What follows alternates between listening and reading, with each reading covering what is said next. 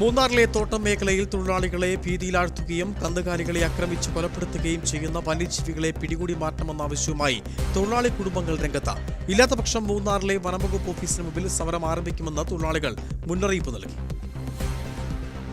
കഴിഞ്ഞ കുറച്ചു മാസങ്ങളായി തോട്ടം തൊഴിലാളികളെ ഭീതിയിലാഴ്ത്തി എസ്റ്റേറ്റ് മേഖലയിൽ ഇറങ്ങി കന്നുകാലികളെ കൊലപ്പെടുത്തുന്ന വന്യജീവികളെ കൂടൊരുക്കി പിടികൂടണമെന്ന ആവശ്യവുമായി തൊഴിലാളി കുടുംബങ്ങൾ രംഗത്തെത്തി.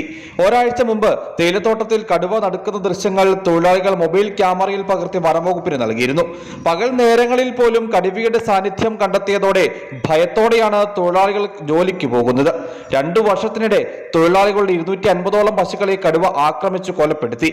ആക്രമകാരിയായ കടുവയെ എത്രയും വേഗം കൂടുവെച്ച് പിടികൂടണമെന്നാണ് ആവശ്യം.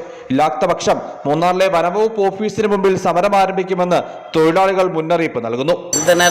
பகல் நேரத்துலையும் புலி ஃபுல்லாக நடமாட்டமாகுது. வனவிலங்குகள் பகலில் ரோடு முழுவதும் சுற்றி திரியுது.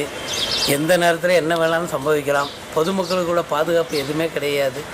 தயவுசெய்து வனத்தில் அதை கூண்டு வச்சு பிடிச்சி அதனுடைய வளர்ந்த வனப்பகுதிக்குள் கொண்டு விடணும்னு மிக தாழ்மையாக கேட்டுக்கிறேன். அப்படி இல்லைன்னு சொன்னால் கல்லாரி பொதுமக்களை வச்சு ஒரு மிகப்பெரிய போராட்டம் நடத்துவோம்னு சொல்லி இதன் മൂലമായി തെരിയപ്പെടുത്തുകയാണ്. കാട്ടാനയ്ക്കും കാട്ടുപോത്തിനും പുറമെ ഇപ്പോൾ കടുവയുടെ സാന്നിധ്യവും തോട്ടം മേഖലയിൽ കണ്ടെത്തിയതോടെ തൊഴിലാളികൾ പകൽ നേരങ്ങളിൽ പോലും പുറത്തിറങ്ങാൻ ഭയപ്പെടുകയാണ്. പ്രശ്നത്തിൽ അടിയന്തര ഇടപെടൽ വനംവകുപ്പിന്റെ ഭാഗത്തു നിന്നും ഉണ്ടാകേണ്ടതുണ്ട്. News bureau, Adimali.